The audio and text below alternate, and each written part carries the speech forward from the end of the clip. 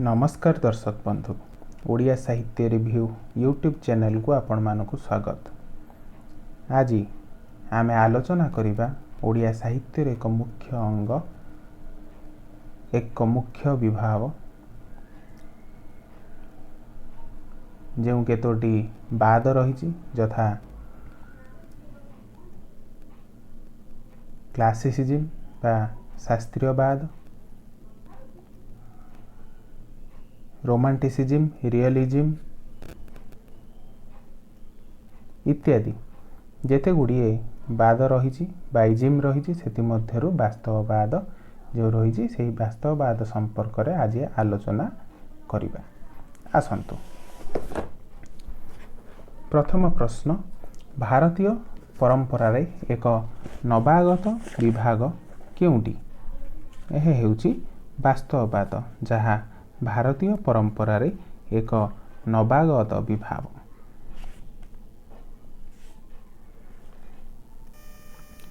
काहा मतवाद विरुद्ध रे वास्तववादर सृष्टि? वास्तववादर सृष्टि होइथिला आदर्शवाद और रोमांटिक वादर विरुद्धर बा एही दुईटी मतवादर विरुद्धरे सृष्टि होइथिला वास्तववाद। वास्तववादी मानकर मनर मतरे बा वास्तववाद वस्तु जगत को मन और आत्मार प्रतिबिंब रूपे ग्रहण करे नहीं। वास्तववादी मानकर मतरे जीवन सूक्ष्म अथवा चेतना कल्पित नुहे, यह केतक भौतिक उपादान रे समारोह। एहार स्वरूप इंद्रिय बोध्य और स्थूल। वास्तववाद काहाकू अग्राह्य करिथाए? वास्तववाद अग्राह्य करिथाए मध्ययुगीय सौंदर्यबोध, रोमांच, कल्पना विलास को सीधा सड़क अग्राह्य करिथाए। तार साहित्यर सरस्वती निरभरणा, मध्ययुगीय काव्य सरस्वती भली से कल्पना अथवा सौंदर्य संभूता नुहंती, से सत्य संभवा। वस्तुत कल्पना विलास परिवर्ते वक्तव्य प्रकाशन रे परिमित बोध और विषय वस्तुर वैज्ञानिक सुलभ निरपेक्ष अवरोध हेउची वास्तववादी कला साहित्यर वैशिष्ट्य। वास्तववादी कला साहित्यर वैशिष्ट्य कौन ना? वक्तव्य प्रकाशन रे परिमित बोध, विषय वस्तुर वैज्ञानिक सुलभ निरपेक्ष अवबोध हेउची वास्तववादी कला साहित्यर वैशिष्ट्य। आपाततः अवांछित और तुच्छ मन हेउथुवा विषय वस्तुर मूल्यबोध प्रतिपादन करिबा कौन? यह एक वास्तववादर एक विशेष स्वतंत्र समाजर उपेक्षित निकृष्ट भग्नांश मध्य वास्तववादी कलार उपादान रूपे गृहीत।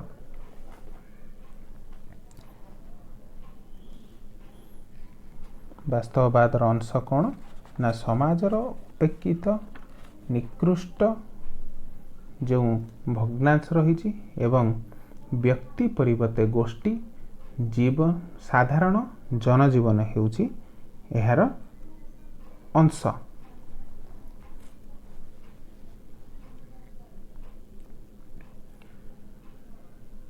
रहस्य और रोमांचर काव्य नायक परिवर्ते एठारे साधारण जनजीवनर चरित्र चित्रण अधिक महत्वपूर्ण। जीवनर स्थित एठारे पूर्व निर्दिष्ट अपेक्षा प्रारब्ध लंबित नुहे, यह गतिशील और आपेक्षिक। परिवर्तित सामाजिक चेतना परिप्रेक्षी रे यह विवर्तित और परिवर्तित। वास्तववादी साहित्यर मूल उद्देश्य कौन? वास्तववादी साहित्यर मूल उद्देश्य हेउची जगत और जीवनर स्वभाव सुलभ रूपायन। रोमांटिक काव्यादर्श अनुजाई सौंदर्य कौन? सौंदर्य हेउची सत्य, जहाँ रोमांटिक काव्यादर्श अनुजाई सौंदर्य ही सत्य, सत्य ही सौंदर्य। यह कहार उक्ति? यह हेउची रोमांटिक कवि किट्सकर ଉକ୍ତି। ବାସ୍ତବବାଦୀମାନଙ୍କ ମତରେ ସତ୍ୟ କେବଳ ବାସ୍ତବତା ପ୍ରତି ପ୍ରଯୁଜ୍ୟ। ଏହା ସମ୍ପୂର୍ଣ୍ଣ ବସ୍ତୁନିଷ୍ଠ ଅଥବା ସମ୍ପୂର୍ଣ୍ଣ ବ୍ୟକ୍ତିନିଷ୍ଠ ନୁହେଁ, ମାତ୍ର ଉଭୟର ଏକ ଦ୍ୱନ୍ଦ୍ୱାତ୍ମକ ପ୍ରକ୍ରିୟାରୁ ଏହା ସୃଷ୍ଟ। ଉଭୟ ବସ୍ତୁନିଷ୍ଠ ଓ ବ୍ୟକ୍ତିନିଷ୍ଠ ସତ୍ୟ ଧର୍ମର ସମ୍ବନ୍ଧ ଅତି ନିବିଡ଼। ଏହି ସତ୍ୟର ଉପଲବ୍ଧି ସର୍ବଦା ନିରପେକ୍ଷ ନୁହେଁ, କିନ୍ତୁ ଏହା ସାମାଜିକ ପୃଷ୍ଠପଟ ଓ ଅନୁଷଙ୍ଗ ସାପେକ୍ଷ। କଳାକାରର ସତ୍ୟ ଉପଲବ୍ଧି ଦୃଶ୍ୟମାନ ପ୍ରମାଣସିଦ୍ଧ ବିଶ୍ୱର ସାକ୍ଷାତକାରରୁ ସୃଷ୍ଟ। ଏହି ସାକ୍ଷାତକାରର ଭିନ୍ନତା ବାସ୍ତବବାଦର ବିଭିନ୍ନ ମତଭେଦର ବା ପ୍ରକାରଭେଦର ଉତ୍ପତ୍ତି ବା ସୃଷ୍ଟି।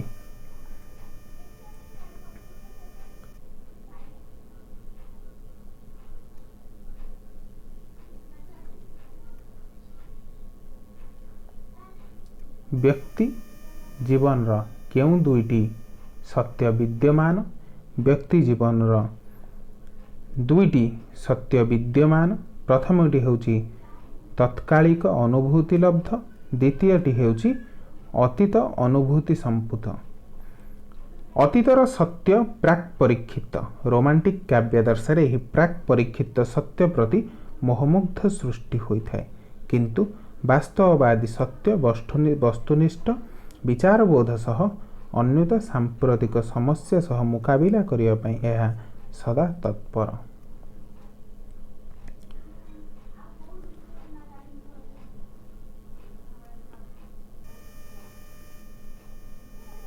କଳା, ସାହିତ୍ୟ, ଦର୍ଶନ ଅପେକ୍ଷା ସାମାଜିକ ମୂଲ୍ୟବୋଧ ସମ୍ପର୍କରେ କାହାକୁ ଅଧିକ ସଚେତନ କରିଥାଏ? ଗଣମାନସକୁ।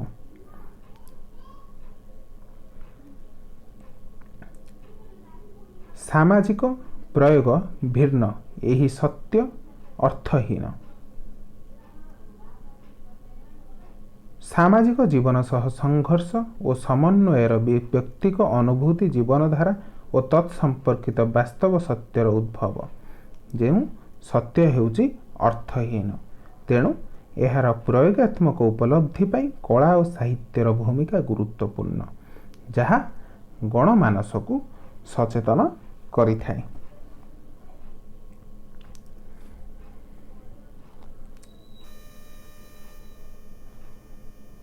ବାସ୍ତବବାଦୀ ବା ବାସ୍ତବବାଦ ମତରେ ବିଜ୍ଞାନ ଭଳି କଳା ଜୀବନର ସଂଗ୍ରାମରୁ ଉଦ୍ଭୂତ। ରୋମାଣ୍ଟିକ୍ କବି କଲରିଂଙ୍କ ମତରେ କବିତା ଗଦ୍ୟର ଯଥାର୍ଥ ପ୍ରତ୍ୟୟ ନୁହେଁ, ବିଜ୍ଞାନର ହିଁ ଯଥାର୍ଥ ପ୍ରତ୍ୟୟ। ପାଶ୍ଚାତ୍ୟ ସମୀକ୍ଷା ଶାସ୍ତ୍ରରେ ଯଦି ବାସ୍ତବବାଦ ଆମେ ଦେଖିବା, ତେବେ ବାସ୍ତବବାଦ ସମ୍ପର୍କରେ ଡାମିଏନ୍ ଗ୍ରାଣ୍ଟ, ଖ୍ରୀଷ୍ଟୋଫର କଡ୍ୱେଲ୍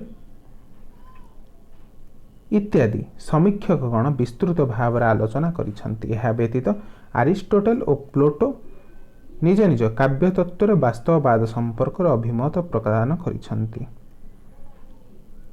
ଡାମିଏନ୍ ଗ୍ରାଣ୍ଟଙ୍କ ଭାଷାରେ ବାସ୍ତବବାଦୀ ସଦାସର୍ବଦା ଆମ୍ଭମାନଙ୍କୁ ଏହାର ପ୍ରାଥମିକ ବ୍ୟୁତ୍ପତ୍ତି କ୍ରମ ସମ୍ବନ୍ଧରେ ସୂଚନା ଦେଇଥାଏ। ବସ୍ତୁ ସମ୍ବନ୍ଧୀୟ ଭାବ ବା ଜ୍ଞାନ ହିଁ ହେଉଛି ବାସ୍ତବବାଦ। ଆଲେକସ୍ ପ୍ରେମିଞ୍ଜରଙ୍କ ଭାଷାରେ ବାସ୍ତବବାଦୀ କବିତା କଷ୍ଟକଳ୍ପିତ ରୂପକ ଓ ଚିତ୍ରକଳ୍ପାବଳୀକୁ ଏହା ପ୍ରତ୍ୟାଖ୍ୟାନ କରିଥାଏ।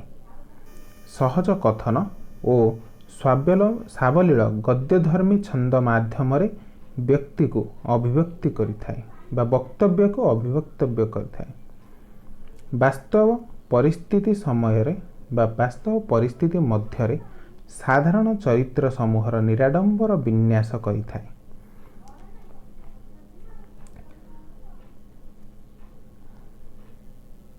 କେଉଁ ପରଦାଟି ଅତ୍ୟନ୍ତ ସୂକ୍ଷ୍ମ, ସ୍ୱଚ୍ଛ ଓ ସ୍ଫଟିକ ସଦୃଶ? ଏହା ହେଉଛି ବାସ୍ତବବାଦୀ ପରଦା। ସାହିତ୍ୟ ଜଗତରେ ଶାଶ୍ୱତବାଦ ବା କ୍ଲାସିସିଜିମ୍, ରୋମାଣ୍ଟିକ୍ ବାଦ ବା ରୋମାଣ୍ଟିସିଜିମ୍ ଏବଂ ବାସ୍ତବବାଦ ବା ରିଅଲିଜିମ୍ ନାମରେ ତିନୋଟି ପରଦା ରହିଛି। ଶାଶ୍ୱତବାଦର ପରଦା ବିଷୟବସ୍ତୁର ବିକାଶ ଓ ପ୍ରକାଶ ପାଇଁ ପ୍ରତିଫଳକ କାଚପଟିକା ସଦୃଶ, ମାତ୍ର ରୋମାଣ୍ଟିକ୍ ବାଦର ପରଦାରେ प्रतिफलन असर्ग। ବାସ୍ତବବାଦୀ ପରଦାଟି ହେଉଛି ଅତ୍ୟନ୍ତ ସ୍ୱଚ୍ଛ, ସୂକ୍ଷ୍ମ, ସ୍ଫଟିକ ସଦୃଶ।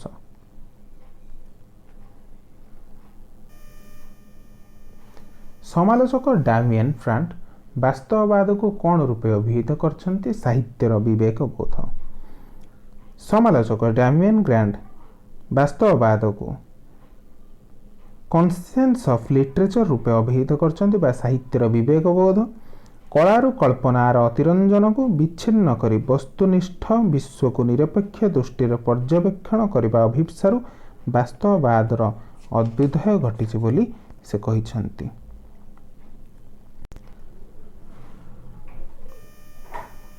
ଫ୍ରାନ୍ସର ଔପନ୍ୟାସିକ ଭାଲଜାକ୍ ଫ୍ଲେଭୟ କେଉଁ ମତବାଦର ପ୍ରତିଷ୍ଠାତା? ସେ ହେଉଛନ୍ତି ବାସ୍ତବବାଦ ମତବାଦର ପ୍ରତିଷ୍ଠାତା। 1855 ଫରାସୀ ଚିତ୍ରଶିଳ୍ପୀ ଗୁସ୍ତାଭ କରବେଟ୍ ଏକ ଚିତ୍ରକଳା ପ୍ରଦର୍ଶନୀରେ ନିଜକୁ କେଉଁ ଚିତ୍ରଶିଳ୍ପୀ ରୂପେ ପ୍ରତିପାଦନ କରିଥିଲେ? ବାସ୍ତବବାଦୀ। ଏବଂ ସେ ସେଠାରେ ଯେଉଁ ପ୍ରଦର୍ଶନୀ କରିଥିଲେ ସେ ପ୍ରଦର୍ଶନୀର ଦ୍ୱାର ଦେଶରେ ଦୁ ଏବଂ ରିଅଲିଜିମ୍ ଦୁଇଟି ଶବ୍ଦ ସେ ସର୍ବପ୍ରଥମେ ଉଲ୍ଲେଖ କରିଥିଲେ। ଶିଳ୍ପ ବିପ୍ଳବୋତ୍ତର ଶ୍ରମିକ ସମ୍ପ୍ରଦାୟର ସମସ୍ୟାବଳୀ ଉପରେ ତାଙ୍କର ଚିତ୍ରଗୁଡ଼ିକ ଆଧାରିତ ଥିଲା। ଅବହେଳିତ ସମାଜର ଦୁଃଖ ଯନ୍ତ୍ରଣା ତଥା ଦୈନନ୍ଦିନ ଜୀବନର ସାଧାରଣ ଅନୁଭୂତି ସମୂହ ଏହି ଚିତ୍ର ପ୍ରଦର୍ଶନୀରେ ଦୃଷ୍ଟି ଆକର୍ଷଣ କରିଥିଲା। କେତେକ ସୁନିର୍ଦ୍ଦିଷ୍ଟ ବା ନିର୍ଦ୍ଦିଷ୍ଟ ସାମାଜିକ ଆର୍ଥିକ ପରିବର୍ତ୍ତନ ତଥା ବୈଜ୍ଞାନିକ ଆବିଷ୍କାର ଉଦ୍ଭାବନ ଫଳରେ କଳା ସାହିତ୍ୟ କାହାର ଅଭ୍ୟୁଦୟ ଘଟିଥିଲା? ବାସ୍ତବବାଦର। ସେଗୁଡ଼ିକ ମଧ୍ୟରୁ କେତେକ ଗୁରୁତ୍ୱପୂର୍ଣ୍ଣ ବିଭାଗ ରହିଛି। ସେଗୁଡ଼ିକ ହେଉଛି ଶିଳ୍ପ ସଭ୍ୟତାର କ୍ରମ ବିସ୍ତାର, ଶ୍ରମିକ ଆନ୍ଦୋଳନ, ପୁଞ୍ଜିବାଦ ବିରୋଧରେ ମାର୍କ୍ସ ଏବଂ ଏଙ୍ଗେଲ୍ସଙ୍କ ଆହ୍ୱାନ, ଡାରୱିନ୍ଙ୍କ ବିବର୍ତ୍ତନବାଦ, ଆଲୋକଚିତ୍ରର ଉଦ୍ଭାବନ, ମନୋବିଜ୍ଞାନର ଭୂମିକା, ରୁଷ ବିପ୍ଳବର ଭୂମିକା। ତେବେ ଏଠାରେ ଯଦି ଆମେ ଆଉ ଗୋଟିଏ କିଛି ଡେଫିନେସନ୍ ଦେଖିବା, ତେବେ ବାସ୍ତବବାଦ କାହାକୁ କୁହାଯାଏ? ବାସ୍ତବବାଦ ଅନୁଯାୟୀ ସମୟ, ସ୍ଥାନ କିମ୍ବା ବସ୍ତୁ ଜଗତରେ ସତ୍ୟ ହିଁ ହେଉଛି ଯଥାର୍ଥ, ପରମ ଚୈତନ୍ୟର ଈଶ୍ୱର ବା ମଣିଷ ଚେତନାରେ ଥିବା ପ୍ରତ୍ୟୟର ପ୍ରତିବିମ୍ବ ନୁହେଁ। ଅନ୍ୟ ଯଦି ଦେଖିବା ଆଉ ଗୋଟିଏ, ଇନ୍ଦ୍ରିୟ ଗୋଚର ପଦାର୍ଥ ବା ପଦାର୍ଥ ସତ୍ୟର ଅନୁକରଣ ତଥା ଛାୟାଛାତ୍ର ନୁହନ୍ତି, ସେମାନେ ସ୍ୱୟଂ ସତ୍ୟ। ଏହି ସତ୍ୟ ହିଁ ହେଉଛି ବାସ୍ତବବାଦ। କାରଣ ଯେଉଁ ପୂର୍ବରୁ ଆମେ ଦେଖିଥିଲେ ସେ ସାରଳାଙ୍କ ଯୁଗ ହେଉ ବା ପଞ୍ଚସଖା ଯୁଗ, ସେ ହେଉ ରୀତି ଯୁଗ ଅବା ଆଧୁନିକ ଯୁଗ, ସେଠାରେ ଆମେ କ'ଣ ଦେଖିଲେ ନା ଉତ୍ତୁଙ୍ଗ କଳ୍ପନା ବିଳାସ, ସୌନ୍ଦର୍ଯ୍ୟ ଯାହାକୁ ଅତିରଞ୍ଜିତ କରାଯାଇ ଲେଖାଯାଇଥିଲା କିଛି କାବ୍ୟ କବିତା ମାଧ୍ୟମରେ। ସେଠାରେ ଯେତେବେଳେ ମୋଗଲ ଶାସନ ଚାଲିଥିଲା, ରାଜାରାଜୁଡ଼ା ଶାସନ ଚାଲିଥିଲା, ରାଜାରାଜୁଡ଼ା ମାନେ କବିମାନଙ୍କୁ କିଛି କାବ୍ୟ କବିତା ବା କିଛି ଲେଖା ଲେଖିବା ପାଇଁ ବାଧ୍ୟ କରୁଥିଲେ, କିଛି ପାରିଶ୍ରମିକ ଦେଉଥିଲେ। କିଛି କବିଙ୍କର ଲେଖା ସ୍ୱନିଃସୃତ ଥିଲାବେଳେ ଆଉ କିଛି କବିଙ୍କର ଲେଖା ଥିଲା କିଛି ରୋଜଗାର କରିବା। ତେବେ ବାସ୍ତବବାଦ କହିଥାଏ ଯାହା ସତ୍ୟ ତାହା ହିଁ ହେଉଛି ବାସ୍ତବ।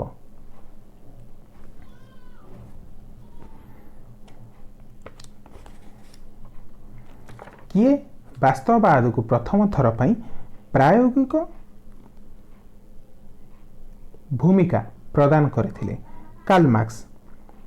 ତେବେ ଦାର୍ଶନିକ ମାନଙ୍କ ମଧ୍ୟରେ ବା ମତରେ ପ୍ରତ୍ୟେକ ପଦାର୍ଥ ବସ୍ତୁଭିତ୍ତିକ ଅଥବା ବସ୍ତୁର ଏକ ପରିଣତି, ଦୃଶ୍ୟମାନ ଜଗତରେ ସ୍ଥିତ ଓ ପରିବର୍ତ୍ତନର ମୂଳ ସତ୍ତା ବସ୍ତୁକୈନ୍ଦ୍ରିକ। ଏହି ମୁକ୍ତିର ରାଜ୍ୟ ଥୋମାସ ମୁର୍ଙ୍କ ୟୁରୋପିଟିଆ ଭଳି ଏକ କଳ୍ପନାର ସ୍ୱର୍ଗ ସୃଷ୍ଟି କରିଥିଲା। ଅଷ୍ଟାଦଶ ଶତାବ୍ଦୀରେ ହିମୋଟ୍ରିୟସ୍ ଭଳି प्रमुख वस्तुवाद दार्शनिक धर्म और रक्षणशीलता विरुद्ध रे आह्वान देइथिले। किंतु कार्ल मार्क्स प्रथम थर पई एही वस्तुवाद को एक प्रायोगिक भूमिका प्रदान करथिले। एठारे वास्तववाद नु एहा होची वस्तुवाद। जो क्वेश्चन रही किए वास्तववाद को प्रथम थर पई एटा होची वस्तुवाद। ताहापरे तांकर एही दर्शन द्वंद्वात्मक वस्तुवाद बा डायलेक्ट्रियल मेटेरियलिज्म रूपे परिचित। कार्ल मार्क्स दर्शन कौन रूपे परिचित? द्वंद्ववाद। यह द्वंद्ववाद कहा जाए कारण यूनानी दिगलोक मूलरू डायलेक्ट्रिकल शब्दर सृष्टि होइछि। मार्क्स को जो द्वंद्ववाद सामाजिक संस्कार विकास उद्देश्य व्यवहारिक मूल्य प्रदान करथिले, वस्तुर निरंतर परिवर्तन और विकास उपर द्वंद्ववाद गुरुत्व आरोप करिथाय। एही समाजर विगत प्रयोग गुड़िक केवल पुनरावृत्ति करे नहीं, एहाकू उन्नततर भित्तिर अग्रगामी कराइथाय। विप्लव द्वारा जीवनर धारावाहिक पर्यायर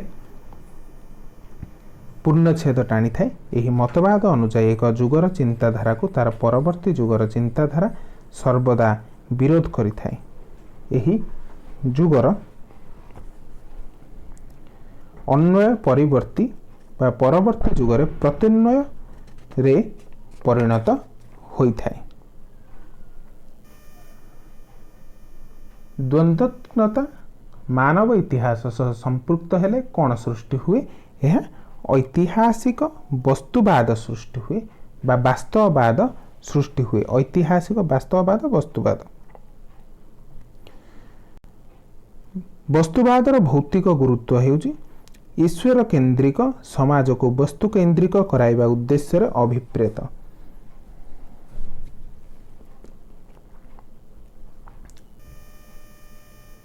बहु समालोचक स्वभाववाद कहार एक शाखा बोली कहिसंती, यह वास्तववादर एक शाखा बोली कहिसंती।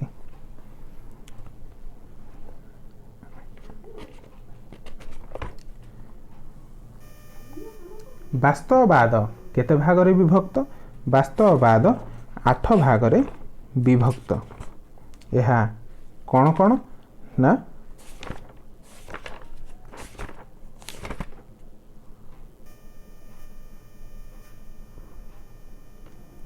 जातीयतावादी वास्तववाद बा नेशनल रियलिज्म, व्यंग्यात्मक वास्तववाद, समाजवादी वास्तववाद, रोमांटिक वास्तववाद, वस्तुनिष्ठ वास्तववाद, व्यक्तिनिष्ठ वास्तववाद, मनस्तात्विक वास्तववाद एवं मिथिकल वास्तववाद।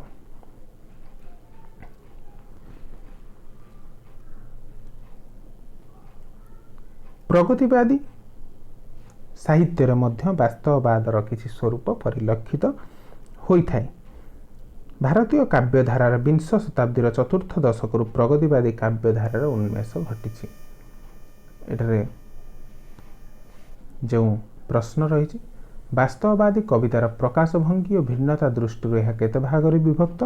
यह साधारणतः 2 भागरे विभक्त, यथा सदृश चित्र एवं समन्वित चित्र।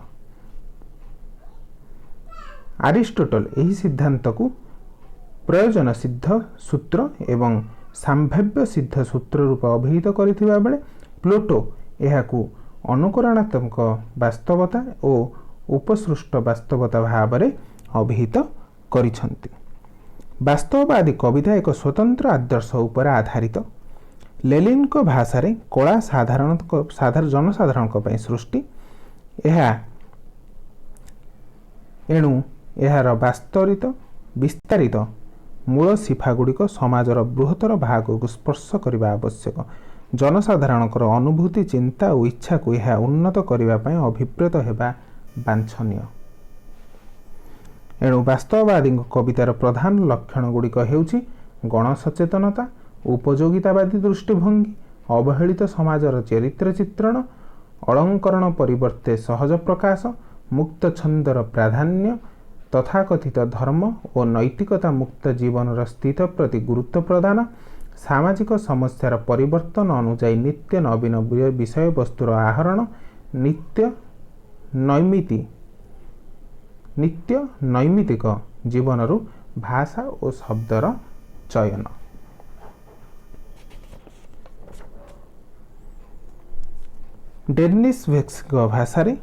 चेर्निसभेक्सिଙ୍କ भाषारे कलार प्रथम लक्ष्य हेउछि वास्तव पूर्ण विन्यास। वर्ड्सवर्थ कविता दि ओल्ड कम्बरलैंड बेगर यह केउ रूपक कविता बा यही कवितारे केउ भाव प्रकाश पाइछि? यही कवितारे वास्तववाद भाव प्रकाश पाइछि। यही कविताटी को आलोचना कले गोटे वास्तववाद भंगी जहा परिलक्षित बा देखा जाय थाए। केते शताब्दी बेलू मार्क्स प्रवर्तित समाजवादी वास्तववाद भारतीय काव्य जगत को व्यापक भाव अनुप्रेरित करथिला।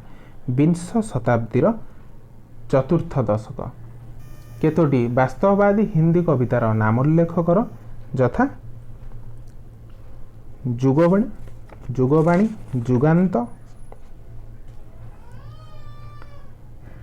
तारसप्तक इत्यादि। हॉस्पिटल कविता संकलन रे यही चेतना वास्तववादी पृष्ठभूमि उपरे वर्णित बा जो हॉस्पिटल कविता संकलन तार जो चेतना ताहा वास्तववादी पृष्ठभूमि उपरे गठित। हेनली को कवितारे हॉस्पिटल शिल्प सभ्यतार स्वार्थ सबर्ष रुग्ण मनोवृत्ति प्रपीड़ित आधुनिक विश्वर एक प्रतीक। गोष्ठी जीवनर विच्छिन्नता सह प्रकृतिर निष्पाप परिवेश विलोप क्रमशः मनीष को रुक्ष कठिन कर्कश करी बसिछे। संवेदनहीन प्रवृत्ति मध्य कवि जीवनर एक विषादग्रस्त स्वर से शुणिछंती। तेणु सेठारे से वास्तववादी दृष्टिभंगी रचना करि जाइछंती तांको कविता माध्यम रे। 20 शताब्दी रे चतुर्थ दशक बेलू मार्क्स प्रवर्तित समाजवादी वास्तववाद भारतीय काव्य जगत को व्यापक भाव अनुप्राणित करथिला। कवितार सौंदर्य सौकुमार्य कल्पना बेल को विच्छिन्न होई शोषित समाजर समस्या को काव्यायित कला। यही पर्यायर कवितार सादृश्य तत्व र प्रत्यक्ष धर्मी काव्यशैली तथा सामाजिक उपयोगितावादी दृष्टिभंगी प्रकटित होइथिला। इंग्रेज कवि आनेट सेंडन, मार्किन कवि व्हिटमैन, फरांस कवि लुई आरांग तथा यही भली भावे प्रमुख कवितारे सामाजिक वास्तववादी चेतनारू भारतीय समाजवादी कवि मानस उपादान आहरण करिथिला।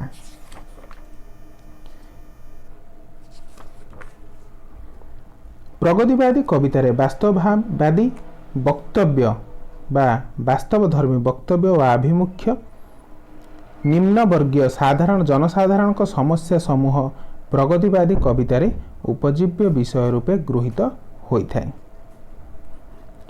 विशिष्ट हिंदी साहित्यिक प्रेमचंद प्रगतिशील कवितारे वास्तवधर्मी आभिमुख्य संबंध रे आलोचना करबाकू जाई कहिसंती, साहित्य केवल मनोरंजन पई उद्दिष्ट नुहे। एभली आमे साहित्य सृष्टि करबाकू चाहूँ जेउथिरे सांप्रतिक विपन्नावस्थार प्रतिबिंब और ताहार आशापूर्ण समाधान संकेत रही। भारतीय प्रगतिवादी कवितारे यदि केतोटी मुख्य वैशिष्ट्य गुड़िक देखिबा तेबे सेगुड़िक हेउछि पुंजीवादर उच्छेद, संघ शक्ति माध्यम श्रेणी साम्यर प्रतिष्ठा, सामाजिक वैषम्य विरोध रे आह्वान, धर्मीय संकीर्णता विरोध रे स्वर उत्तोलन, नारी प्रति प्रगतिशील दृष्टिभंगी, अवहेलित वर्गरु चरित्र आहरण, मिथ चरित्र प्रगतिवादी भूमिका, युद्धर विभीषिका विरुद्ध आह्वान, भारतीय मुक्ति आंदोलन झंकार, गणतंत्र सुरक्षा पई चेतावनी। तेबे भारतीय मुक्ति आंदोलन बंगीय कवि सत्येंद्रनाथ दत्त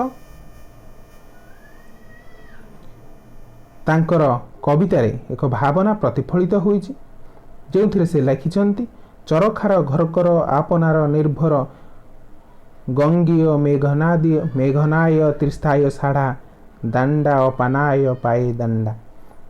ଏଥିରେ ସେ ରଚନା କରିଛନ୍ତି ଭାରତୀୟ ମୁକ୍ତି ଆନ୍ଦୋଳନର ଯେଉଁ ଝଙ୍କାର ରହିଛି ତାହା ସମ୍ବନ୍ଧରେ। ପ୍ରୟୋଗବାଦୀ କବିତା ଯଦି ଆମେ ଦେଖିବା, ତେବେ ପ୍ରୟୋଗବାଦୀ କବିତାରେ ମଧ୍ୟ ବାସ୍ତବବାଦର କିଛି ଝଲକ ଦେଖିବାକୁ ମିଳିଥାଏ। ପ୍ରୟୋଗବାଦୀ କବିତା କେବଳ ରୂପଗତ ନବୀନତାକୁ ବୁଝାଏ ନାହିଁ, ଭାଷା ଶୈଳୀ, ଛନ୍ଦରେ ଓ ଆଉ ଯାହା ସବୁ ରହିଲା ସେଥିରେ ରୂପାନ୍ତରୀକରଣ ସହଜସାଧ୍ୟ, କିନ୍ତୁ ପ୍ରୟୋଗବାଦୀ କବିତାରେ ଅନ୍ତରଙ୍ଗ ନବୀନତା ହିଁ ମୁଖ୍ୟ ପର୍ଯ୍ୟାୟ। ସଚ୍ଚା ପ୍ରୟୋଗବାଦୀ କବି ଅନ୍ତରଙ୍ଗ ନବୀନତାର ରୂପକାର। ନବୀନତା ଏଠାରେ କାବ୍ୟର ଭଙ୍ଗିମା, ମନ୍ତବ୍ୟ ଓ ସାମୂହିକ ପ୍ରଭାବ ସବୁ କ୍ଷେତ୍ରରେ ଏକତ୍ର ପରିଲକ୍ଷିତ ହୋଇଥାଏ। ହିନ୍ଦୀ ପ୍ରୟୋଗବାଦୀ କବିତା ବା ନଈ କବିତା ପରମ୍ପରାରେ ମୋହିନୀକାନ୍ତ ସିହ୍ନା, ଭବାନୀ ପ୍ରସାଦ ମିଶ୍ର ଇତ୍ୟାଦି ପ୍ରମୁଖ ସ୍ମରଣୀୟ।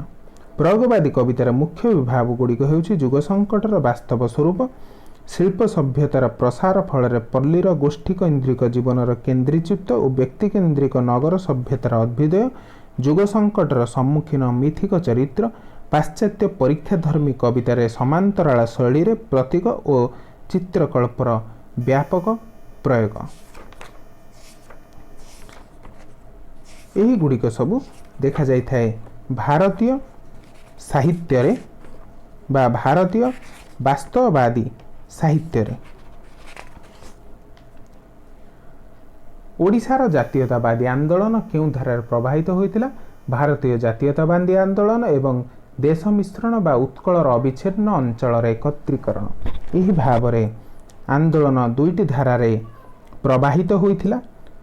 କାବ୍ୟ କବିତାରେ ମଧ୍ୟ ଏହି ଭାରତୀୟ ଜାତୀୟତାବାଦୀ ଆନ୍ଦୋଳନ ପ୍ରତିଫଳିତ ହୋଇଥିଲା। ଜାତୀୟ ଜାଗରଣ ପାଇଁ ପ୍ରେରଣା ସୃଷ୍ଟି, ସ୍ୱାବଲମ୍ବନଶୀଳତା ପାଇଁ ବିଦେଶୀ ବର୍ଜନ, ସ୍ୱରାଜ୍ୟ ଓ ତ୍ୟାଗନିଷ୍ଠ ତତ୍ପରତା। ରାଧାନାଥଙ୍କ ମହାଯାତ୍ରା, ଦରବାର, ଭାରତ ଗୀତିକା ଇତ୍ୟାଦିରେ ଜାତୀୟତାବାଦୀ ସାହିତ୍ୟର ତତ୍କାଳୀନ ଲୋକରୁଚି ଓ ଅନୁକୂଳ ଆଶା ଆକାଂକ୍ଷା ଏଥିରେ ପରିସ୍ପୃଷ୍ଟ ହୋଇଛି। ଯେଉଁ ଓଡ଼ିଆ ଆମେ ଜାତୀୟତାବାଦୀ ଆନ୍ଦୋଳନ ଦେଖୁଛେ, ସେଥିରେ ଯଦି ଆମେ ଦେଖିବା ଦେଶ ମିଶ୍ରଣରେ ସର୍ବଭାରତୀୟ ଜାତୀୟ ମୁକ୍ତି ଆନ୍ଦୋଳନରେ ସହ ଉତ୍କଳର ଆଞ୍ଚଳିକ ସମସ୍ୟା ସମ୍ପର୍କରେ କବିର ଲେଖନୀ ସକ୍ରିୟ ହୋଇ ଉଠିଥିଲା। ସେ ଲେଖିଥିଲା ଉତ୍କଳର ବିଚ୍ଛିନ୍ନାଞ୍ଚଳର ସମୂହର ଏକତ୍ରୀକରଣ ଏବଂ ସ୍ୱାଭିମାନ ପ୍ରତିଷ୍ଠା ପାଇଁ ମାତୃଭାଷାର ଉନ୍ନତି ବିଧାନ ଇତ୍ୟାଦି ନେଇ ସେ ଆଲୋଚନା କରିଥିଲା। ଯେଉଁ ବାସ୍ତବବାଦୀ କବିତା, ବାଲ୍ୟ ବିବାହ, ବୃଦ୍ଧ ବିବାହ ବିରୁଦ୍ଧରେ ଚେତାବନୀ, ପୌରୋହିତ୍ୟବାଦ ବିରୁଦ୍ଧରେ ବିଦ୍ରୋହ, ସାମାଜିକ ବୈଷମ୍ୟ ବିରୁଦ୍ଧରେ ଆହ୍ୱାନ, ପାଶ୍ଚାତ୍ୟ ସଭ୍ୟତା ସଂସ୍କୃତି ଅନ୍ଧାରୁଣୀକରଣ ପ୍ରତି ଶ୍ଲେଷ। ଖାଇବା ବିହୁନେ କି ନୁହେଁ ମଣିଷ ମଞ୍ଚ ଭୂଇଁରେ, ସବୁ ରୋଗ ଦୁଃଖ ଔଷଧ ମୌଷଧି ଖାଇବା ତଳେ। ଏହା ଗଡ଼ଜାତ କୃଷକ ଯେଉଁ କବିତା ରହିଛି କୁନ୍ତଳା କୁମାରୀ ସାବତକର, ସେଥିରେ ସେ ଦର୍ଶାଇଛନ୍ତି ମାନବବାଦୀ ସମ୍ବେଦନଶୀଳତା ସେଥିରେ ସେ ପ୍ରକଟ କରିଛନ୍ତି। ଧନବନ୍ତ ଜନେ ବୁଝୁଥାନ୍ତେ ଯେବେ ଏହି କଥାଟି, ପୋକ ପ୍ରାୟ କିମ୍ବା ମଣିଷ ମରନ୍ତା ଭୂଇଁ ସାଉଁଟି। ଏଥିରେ ଆଲୋଚନା କରିଛନ୍ତି ଏକ ବାସ୍ତବବାଦୀ ଚେତନା। ସବୁଜ କାବ୍ୟ ଚେତନାରେ ଯଦି ବାସ୍ତବବାଦ ଦେଖିବା, ତେବେ ଅନ୍ନଦାଶଙ୍କର ରାୟ, ବୈକୁଣ୍ଠନାଥ ପଟ୍ଟନାୟକ, କାଳିନ୍ଦୀ ଚରଣ ପାଣିଗ୍ରାହୀ, ଶରତଚନ୍ଦ୍ର ମୁଖାର୍ଜୀ ଏବଂ ହରିହର ମହାପାତ୍ରଙ୍କ ସମ୍ମିଳିତ ଉଦ୍ୟମରେ ଏହା ସୃଷ୍ଟି ହୋଇଥିଲା। ପ୍ରଳୟ ପ୍ରେରଣାରେ ଅନ୍ନଦାଶଙ୍କର ଯେଉଁ ବୈପ୍ଳବିକ ଆହ୍ୱାନ ମୂର୍ତ୍ତିମନ୍ତ ହୋଇଛନ୍ତି ବା ତାଙ୍କର ଯେଉଁ କାବ୍ୟରେ କବିତାରେ ବୈପ୍ଳବିକ ଆହ୍ୱାନ ମୂର୍ତ୍ତିମନ୍ତ ହୋଇଛି, ତାହା ହେଉଛି ଅଗ୍ନିକଣା ଅଗ୍ନିକଣା ଦେହେ ଦୀପେ ଜାଳ ଦୀପ୍ତ ଶିଖା, तीव्र तेजे दहिबी मुहि बा तीव्र तेजे दहिबी मु जड़ तार अंध कुझी झिटिका। यही अग्निकणा वैप्लविक चेतनार रूपक। दुखिनी कनिकारे करुण कहानी कवि बांछानिधि कंठरे प्रतिध्वनित होइथिला। अत्याचारी नर पिशाच मानस अत्याचारी सिना लभई संतोष पापी पाप कर्मे दिने न करिले आहार कि ताकू रुचिब केते जिन आउ दुखी कनिका अनीति कषण सहिब। यह जातीयता चेतना जो जातीयता कवि बांछानिधि तात्सल्य प्रकाश करी मध्य गाइथिले गोटे स्थान रे कह कह केउ जाति पाइछि मुकति करी हारी गुहारी गुहारी करी हारी हुरी गुहारी। यह तात्सल्य करी कहिसंती। परवर्ती प्रश्न जे हम देखिबा अति वास्तववाद आसिला। वास्तववाद परे परे आसुची अति वास्तववाद। तेबे ता पूर्वरु आमे किछि जो वास्तववादर कविता रहिछि बा ओडिया वास्तववाद किस रही संपर्क में आलोचना करदे। तापर देखा अति वास्तववाद पाखु जावा। ओडिया प्रगतिवादी कवितार जो विशिष्ट घटना समस्या गुड़िक प्रति सचेतन प्रकटित होता से गुड़िक हेउछि मार्क्सीय वास्तववाद, गणजात प्रजा आंदोलन, द्वितीय विश्वयुद्धर प्रभाव, भारतीय मुक्ति संग्राम, स्वाधीनता प्राप्ति, प्रतिक्रिया और प्रतिछवि, सांप्रदायिक विद्वेष, सीमा कमिशन रिपोर्ट जनित क्षोभ, चीन भारत युद्ध, उत्तर स्वाधीनता जुगर वेदना। तेबे साम्यवादर आवाहन देखि जो साम्यवादी चेतना को समाजर सुख शांतिर आवाहन रूपे आख्यान करिछंती कवि से रचना करिछंती। दुनिया रे तेबे काके कइब कथा सते की साथी रे खोलिब मनीष आखि सते की धरणी पासरी दुख व्यथा शांति रे सुख साम्य आनिब डाकी। तेणु मानसिंह कवितारे ललित कोमल स्वर कालिंदी चरण आगामी कवितारे अधिक उत्तरप्रोत से रचना करिछंती। कविता गढ़े एक विराट समाजर सबुरी अच्छी जही बुखुरे हेले घर सकाळे लभिबाकू मुठाए दूध भात योग्य जेते जही बालक बालिका तो इत्यादि भाव से वास्तववाद को दर्शाई। जो मार्क्सवादी कविता गुड़िक रही से मार्क्सवादी कवितार से संपूर्ण भाव में निज वास्तववाद को दर्शाई। समग्र भारतवासी पाखरे समग्र ओडिया जाति पाखरे यही कविता माध्यम मार्क्सवाद माध्यम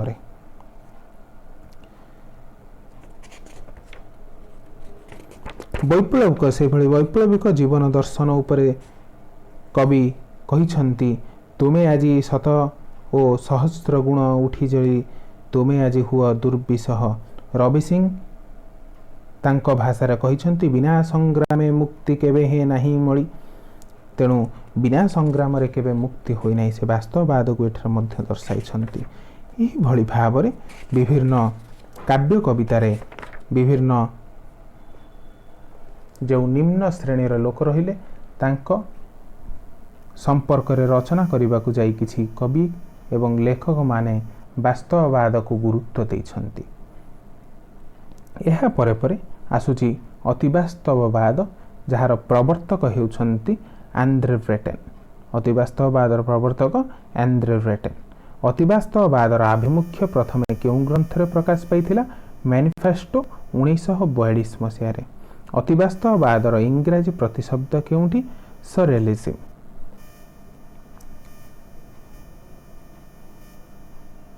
जदि किसी डाउट थाए तेबे निश्चित भाव में मत कमेंट रे जणातु, उत्तर देबाकू चेष्टा करिबी। धन्यवाद। जय जगन्नाथ।